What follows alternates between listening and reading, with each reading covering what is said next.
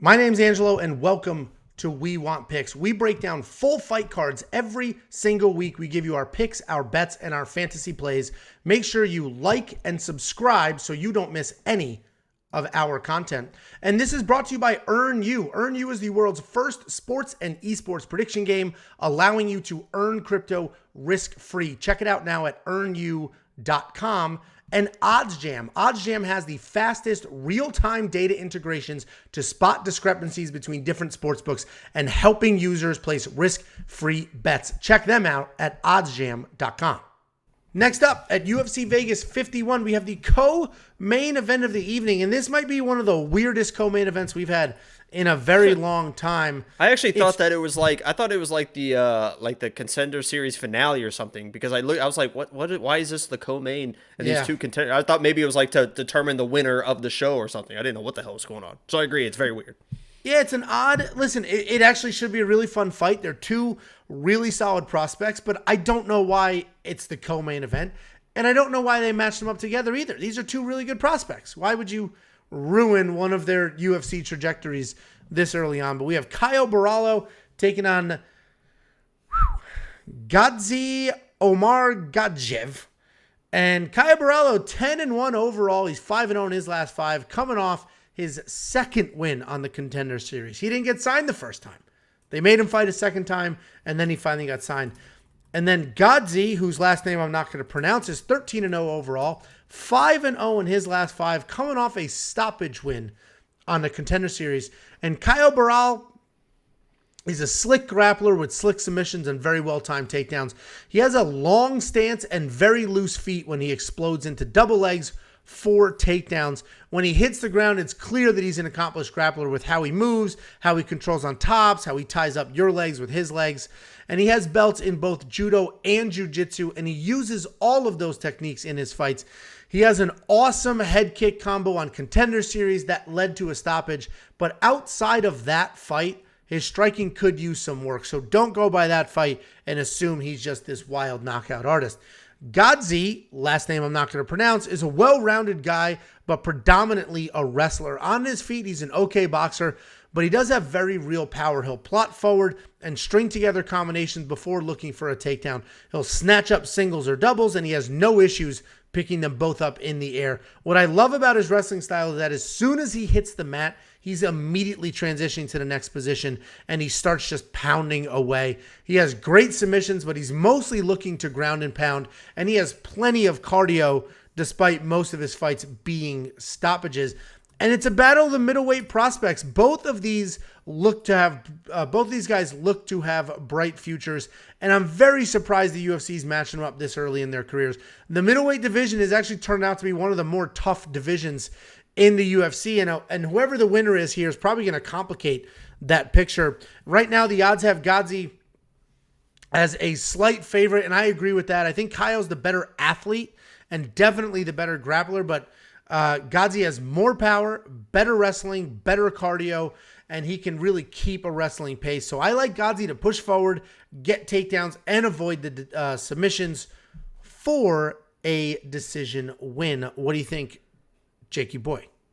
Yeah, I don't think Borralh is really that good. I mean, when I watch him fight, I don't see anything spectacular. He's got that weird karate stance, hands low, but his strikes are like sloppy out of the stance. It's not like a precise karate style guy that you would like to see with those sharp kicks and the strikes over the top.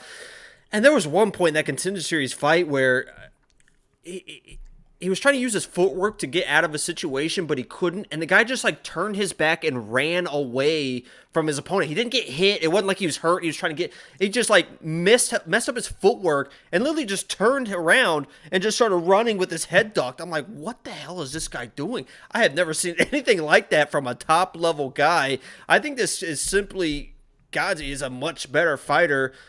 He should be able to just get the takedowns and win the fight, but even in the striking, maybe the weird karate stance gives us some issues. You know, even with that, the takedowns are a little bit awkward with the karate guy, but aside from like a weird flying knee out of this karate stance on an entry, I think Gadzhi should absolutely dominate this fight. I'd see him as like a minus 250 in my mind. Maybe I'm not seeing the right things in Borralh. Maybe I'm watching the wrong fights. But when I watched him, I'm like, this guy's 10-1. I mean, I don't know. I'm going Gadzhi. Yeah, I mean, so we're both aligned on the pick, and you know what? I thought this was, I don't want to say close, but I thought it was kind of close. But yeah, I mean, minus 140. Do we know what his neck tattoo says? It says. I'm trying to read it. I can't tell if it's freedom. It's not in English, so it doesn't matter. Well, I'm very multilingual, so. Okay. I mean, Gadzhi might be worth a money line bet. It says free spirit, which there's nothing that says free spirit more than a tattoo across your neck that says free spirit. He is not a conformist, so that is absolutely 100% spot on. I do like $8,400 for Gadzhi because 5 points per takedown. That's going to add up. What do you think? The best neck tattoo in the entire world is on The Internship, with Vince Vaughn and Owen Wilson. And Will Ferrell has that cameo in there where he's the mattress salesman. And he has this wild neck tattoo in a different language. And like, what does that even say? He says, it says, make reasonable choices. So he has a neck tattoo in a different language that says, make reasonable choices. I thought that writing was incredible. What'd you ask me? I don't know what you asked me. DraftKings. Yeah, I'm taking Gadzhi for sure. Yeah, that's a great price. And like somebody just said in the comment section, you don't bet against undefeated Russian wrestlers. Monkey knife fight? I don't know. I'm not touching it. Except for Tagir. Yeah, he wasn't undefeated. I don't know. I'm not touching the monkey knife fight line. 54 to 56. It's too close and too high. Especially because Caio's just going to wrestle, I imagine. What do you think? You mean Gadzhi?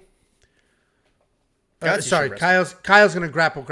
I mean, he's not going to be striking on bottom. He's going to be he's not going to have. He's not going. I don't think he's going to have an issue. I mean, he's not going to have a choice rather in what he wants to do in this fight. It's going to be whatever Gadzhi wants to do in this fight, and it's probably going to be Caio on his back and struggling to survive. Okay. Less.